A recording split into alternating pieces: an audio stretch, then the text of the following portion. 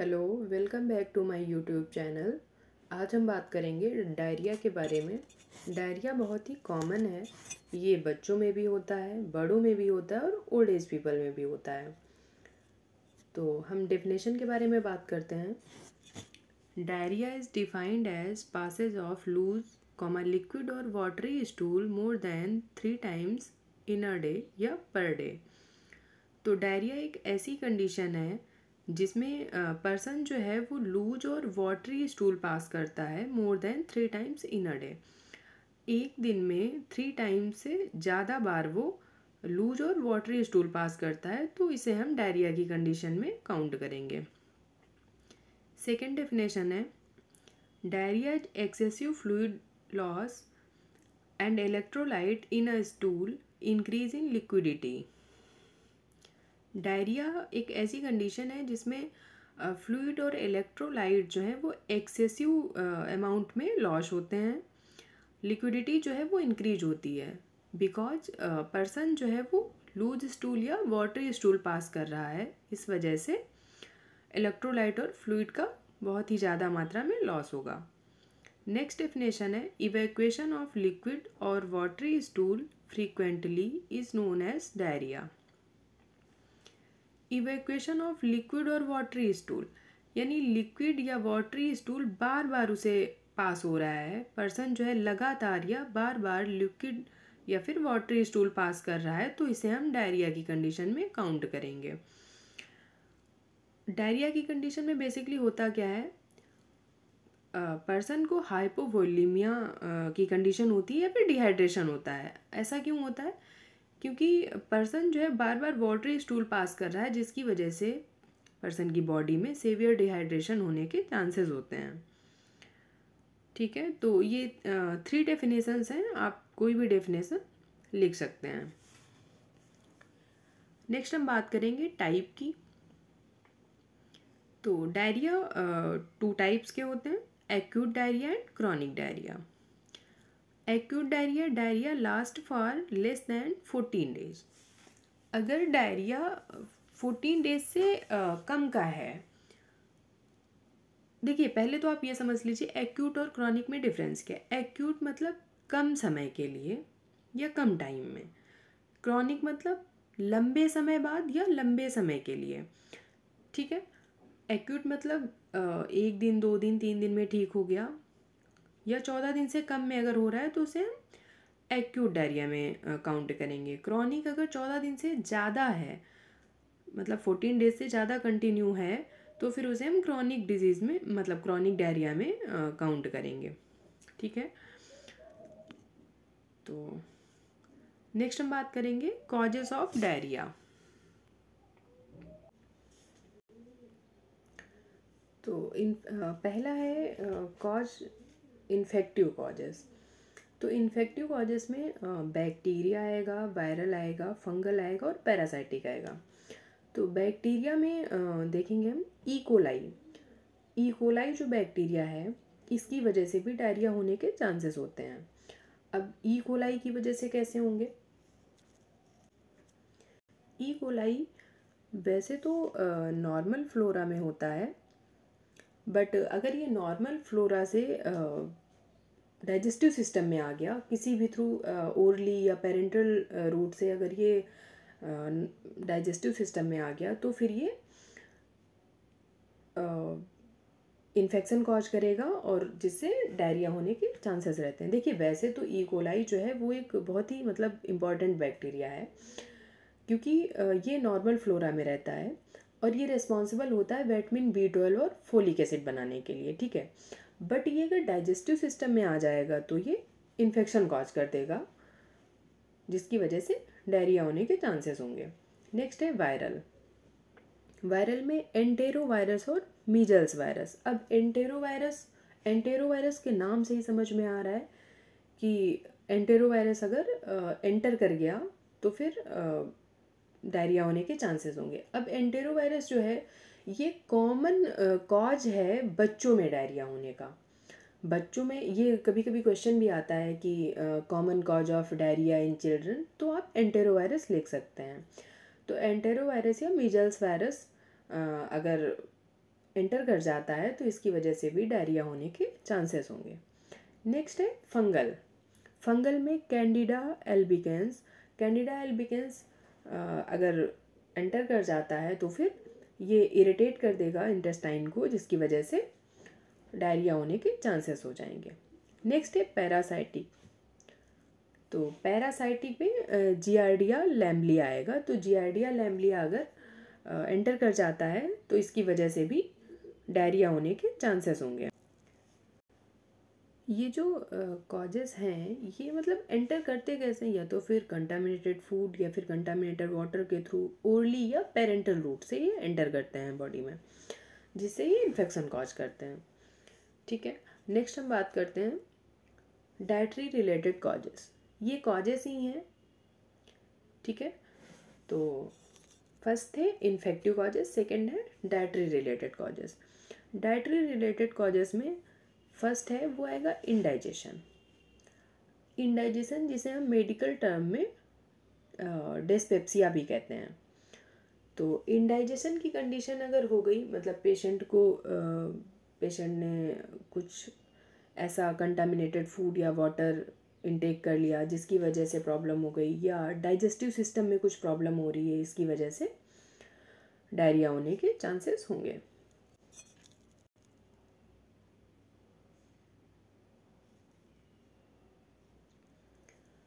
Next हम बात करेंगे फूड एलर्जी। तो फूड एलर्जी जैसे कि कोई भी पर्सन बहुत ही लंबे समय से किसी ऐसी चीज़ का सेवन कर रहा है जिसकी वजह से उसको एलर्जी है। जैसे कुछ लोगों को मिल्क से एलर्जी होती है क्योंकि उसमें लैक्टोज नाम का प्रोटीन होता है, तो उससे अगर एलर्जी है तो डायरिया कॉज हो सकता है। या फिर किसी को पोटैटो से एलर्जी है, या कई सारी ऐसी चीज़ें हैं जो पर्टिकुलर पर्सन को पर्टिकुलर चीज़ से एलर्जी होती है, तो उसकी वजह से भी डायरिया कॉज हो जाता है। नेक्स्ट हम बात करेंगे फूड पॉइजनिंग की। अभी तक आपने इंडाइजेशन देख लिया है, फूड एलर्जी देख लिया है, अब फूड पॉइजनिंग की बात करते हैं। तो फूड पॉइजनिंग कोई भी ऐसा सब्सटेंस जो कंटामिनेटेड हो, वो वाटर के थ्रू भी हो सकता है, फूड के थ्रू भी हो सकता है, जिसकी वजह से फूड पॉइजनिंग की कुछ भी ऐसा कंटामिनेटेड इनटेक कर लिया उसकी वजह से इन्फेक्शन कॉज हो गया और जिससे डायरिया हो गई।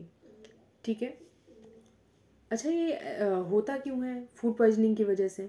क्योंकि कंटामिनेटेड फूड और वाटर जब हम इनटेक करते हैं तो इसकी वजह से बॉवेल जो है वो इरिटेट होने लगता है, इसकी वजह से डायरिया हो जाती है। नेक्स्ट है ओवर फीडिंग। ओवर फीडिंग ज़रूरत से ज़्यादा अगर आपने खा लिया है, अभी जैसे स्टमक की कैपेसिटी है 2 to 5 लीटर होती है, तो अभी 4 लीटर, तो 4 लीटर से अगर आपने ज़्यादा इनटेक कर लिया है तो क्या होगा, अभी जैसे कोई बैग है उसमें अगर उसके स्पेस से ज़्यादा सामान भर दिया जाए तो या तो वो बैग आ जाएगा या फिर बैग फट जाएगा। तो उसी तरह अगर ओवर फीडिंग कर लिया है आपने तो फिर या तो वोमिट होगी या फिर डायरिया हो जाएगा। नेक्स्ट है केमिकल इरिटेंट मरकरी। कभी अगर कोई गलती से मतलब मरकरी अगर इनटेक कर लिया है तो ये मरकरी क्या करता है, बॉवेल को जा कर के इरिटेट कर देता है, जिसकी वजह से डायरिया कॉज हो जाता है। नेक्स्ट है फूड इंटॉलरेंस लाइक लैक्टोज, जो पहले बताया, जैसे कि मिल्क में लैक्टोज नाम का एक प्रोटीन होता है और ये पर्टिकुलर जो है पर्टिकुलर पर्सन में होता है, सबके साथ नहीं होता है। जिसको लैक्टोज से एलर्जी होती है, मतलब प्रॉब्लम होती है, उसी में डायरिया करता है।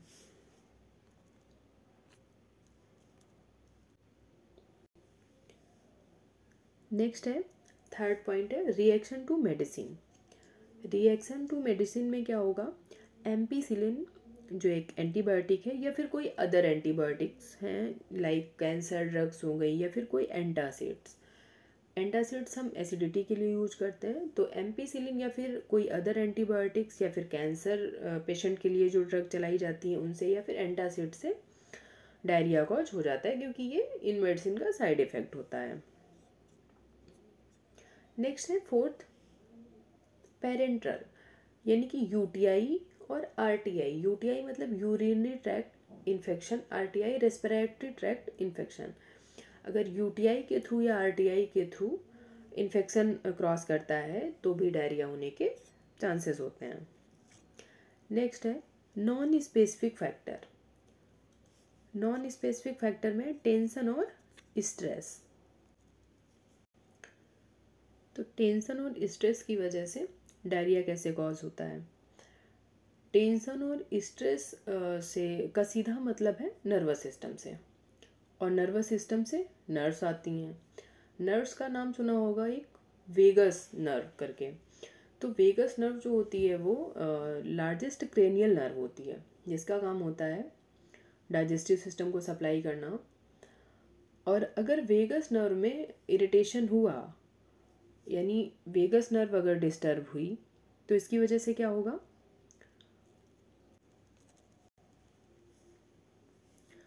तो पेशेंट में hyper acidity, nausea, vomiting, diarrhoea और कॉन्स्टिपेशन देखने को मिल सकता है। क्यों? क्योंकि वेगस नर्व इरिटेट हो रही है। अगर वेगस नर्व हाइपर एक्टिव हो रही है, उसमें हाइपर एक्टिविटी हो रही है, इसकी वजह से क्या होगा?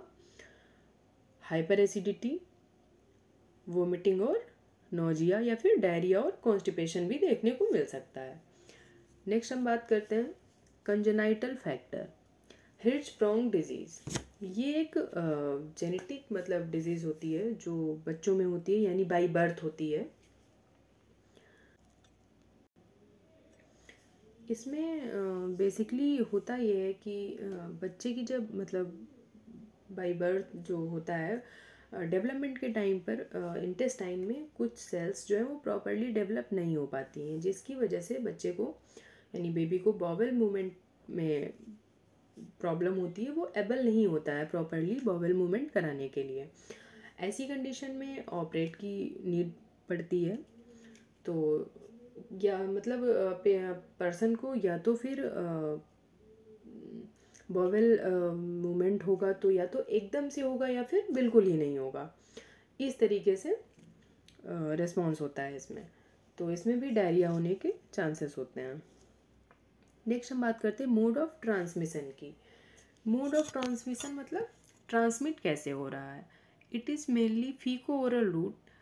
ये या तो ओरली रूट से ट्रांसमिट होता है या फिर पेरेंटल रूट से ट्रांसमिट होता है। It is water borne, food borne disease और मे ट्रांसमिट विया फिंगर्स, वॉमिटेज, फ्लाइज और डर्ट।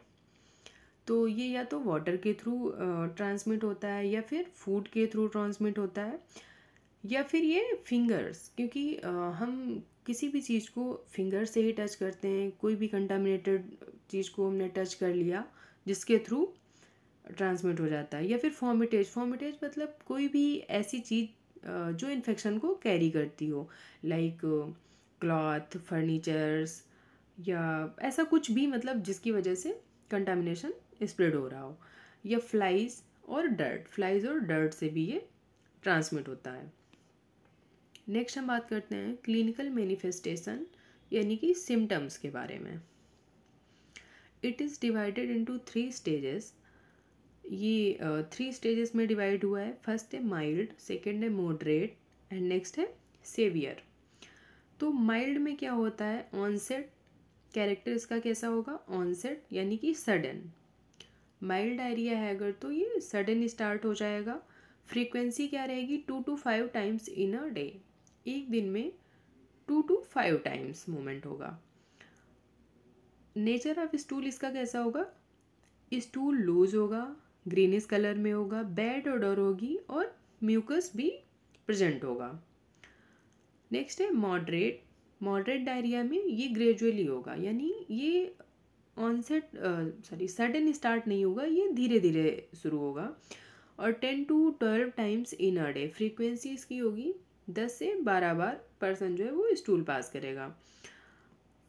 इसमें नेचर ऑफ स्टूल क्या होगा? फीवर होगा, इरिटेबिलिटी भी होगी, एनोरेक्जिया यानी भूख नहीं लगेगी और वोमिटिंग भी होगी। पर्सन को वोमिट फील होगी या वोमिट हो भी सकती है और फीवर भी रहेगा। नेक्स्ट है सीवियर स्टेज में क्या होगा? ये सडन भी हो सकता है और ग्रेजुअली भी हो सकता है। फ्रीक्वेंसी इसकी होगी मोर देन 12 टाइम्स, ये 12 टाइम्स से ज़्यादा बार होगा। नेचर ऑफ स्टूल इसका हाई फीवर रहेगा, पेशेंट को तेज बुखार आएगा, वोमिटिंग होगी और सेवियर डिहाइड्रेशन होगा। बहुत ज़्यादा प्यास लगेगी, उसे डिहाइड्रेशन महसूस होगा। नेक्स्ट हम बात करते हैं अदर सिम्टम्स। अदर सिम्टम में एब्डोमिनल क्रैम्प्स होंगे, डीप रेस्पिरेशन होगा। डीप रेस्पिरेशन क्यों होगा? क्योंकि पेशेंट हाइपोवोल्यूमिया में होगा, पेशेंट को फ्लूइड लॉस हो रहा है, एक्सेसिव फ्लूइड लॉस हो रहा है, जिसकी वजह से हार्ट जो है पंप करने में, हार्ट को पंप करने में, ब्लड पंप करने में प्रॉब्लम हो रही है, जिसकी वजह से डीप रेस्पिरेशन होगा। ओलिगोयूरिया होगा। ओलिगोयूरिया क्या है? ओलिगोयूरिया यानी urine pass less than 400 ml, 400 ml से भी कम यूरिन पास होगा।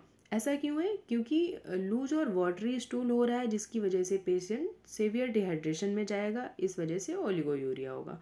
सनकेन आई, आई जो है वो कैसी होगी? सनकेन यानी कि अंदर की तरफ धसी हुई। लॉस ऑफ एपेटाइट, भूख नहीं लगेगी। वेट लॉस होगा। वेट लॉस क्यों होगा? क्योंकि डिहाइड्रेशन हो चुका है पेशेंट को, फ्लूइड लॉस हो रहा है।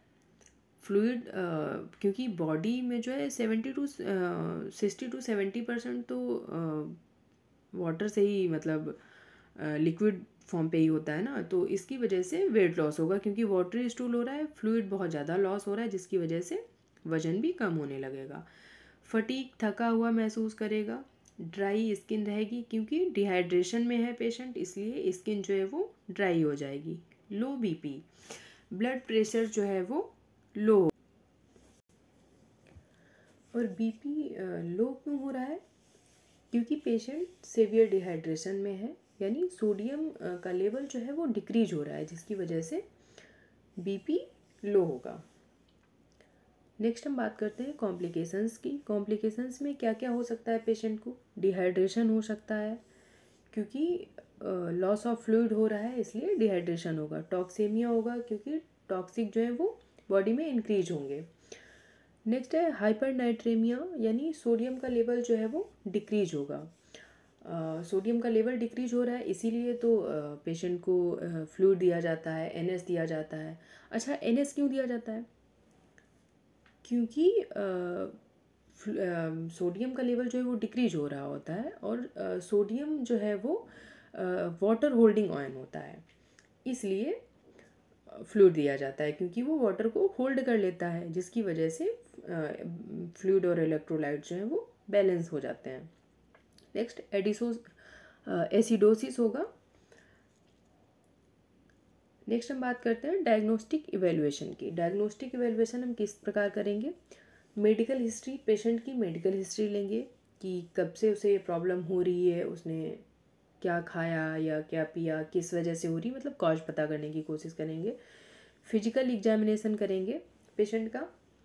नेक्स्ट स्टूल एग्जामिनेशन कराएंगे, और यहाँ पे ब्लड टेस्ट हो गया है, ब्लड टेस्ट भी करा सकते हैं, बाकी ब्लड यूरिया नाइट्रोजन टेस्ट कराते हैं, BUN, ठीक है।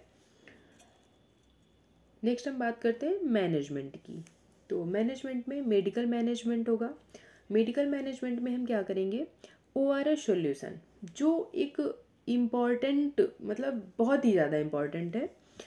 तो ORS solution 1 pack of 1 litre clean drinking water में, ORS का एक जो पैक आता है, छोटा पैक, उसे हम 1 लीटर क्लीन ड्रिंकिंग वाटर में मिक्स करके पेशेंट को थोड़ा थोड़ा करके देंगे। नेक्स्ट है anti diarrhoeal and anti microbial drugs, यानी कि लुपेरामाइड एंड मेट्रोनिडाजोल पेशेंट को देंगे। नेक्स्ट है rehydration with intravenous fluid in case of severe dehydration. अगर पेशेंट को सीवियर डिहाइड्रेशन हो रहा है, उस केस में हम इंट्रावेनस फ्लूइड एडमिनिस्टर करेंगे। अच्छा, ये सिंपल सॉल्यूशन क्या है? Homemade oral rehydration salt. आपके पास अगर ORS मतलब रेडीमेड पैक है तो बहुत ही अच्छी बात है। अगर किसी कंडीशन में नहीं है या आप नहीं ला सकते हैं, तो उसके लिए आप simple solution homemade oral rehydration salt जो है वो घर पे बना सकते हैं। उसके लिए आपको क्या करना है? होममेड ओरल डिहाइड्रेशन सॉल्ट के लिए आपको 6 लेवल टीस्पून ऑफ शुगर लेना है, half level teaspoon of salt लेना है, 1 litre of clean drinking water या बॉयल्ड वाटर लेना है। अगर बॉयल्ड वाटर लिया है तो उसे आप बॉयल करने के बाद में नॉर्मल कर लेंगे, और अगर नॉर्मल क्लीन ड्रिंकिंग वाटर लिया है तो नॉर्मल ही है वो। तो ये तीनों चीज़ों को एक साथ मिक्स कर लेंगे। 1 लीटर वाटर है तो इसमें टोटल 5 ग्लास होगा, और ईच ग्लास अबाउट 200 ml, एक ग्लास में 200 ml अमाउंट होगा। ठीक है, तो ये आप जो है पेशेंट को दे सकते हैं। नेक्स्ट हम बात करते हैं नर्सिंग मैनेजमेंट की। नर्सिंग मैनेजमेंट में आप क्लोज ऑब्जर्वेशन करेंगे, पेशेंट को क्लोजली मॉनिटर करेंगे, यानी उसके वाइटल्स, पेशेंट की कंडीशन जो भी है। मेंटेन पर्सनल हाइजीन, पेशेंट की पर्सनल हाइजीन को मेंटेन करेंगे, क्योंकि डायरिया कंटामिनेशन की वजह से ही हुआ है। नेक्स्ट है maintain fluid and electrolyte balance, patient का फ्लूइड और इलेक्ट्रोलाइट एक्सेसिव लॉस हो रहा है, तो इसके लिए फ्लूइड और इलेक्ट्रोलाइट बैलेंस करेंगे। नेक्स्ट है to provide rest and comfort, patient को रेस्ट और कंफर्टेबल पोजीशन प्रोवाइड कराएंगे। To provide skin care because of patient is in the dehydration, इस वजह से पेशेंट को स्किन केयर प्रोवाइड कराएंगे। मेंटेन न्यूट्रिशनल लेवल, पेशेंट का न्यूट्रिशनल लेवल मेंटेन करेंगे ORS के थ्रू, अगर सीवियर कंडीशन में है तो फ्लूइड एडमिनिस्ट्रेशन के through. Provide psychological support, patient को साइकोलॉजिकल सपोर्ट देंगे। Maintain activity level of patient का जो एक्टिविटी लेवल है उसको भी मेंटेन करेंगे, अगर सीवियर डिहाइड्रेशन में है या सीवियर कंडीशन में है तो पेशेंट को हेल्प भी करेंगे, और उसे हेल्थ एजुकेशन भी देंगे। सो टॉपिक कंप्लीट हो गया है। Thank you very much. अगर आपकी कोई क्वेरी है तो आप कमेंट में पूछ सकते हैं। So thank you.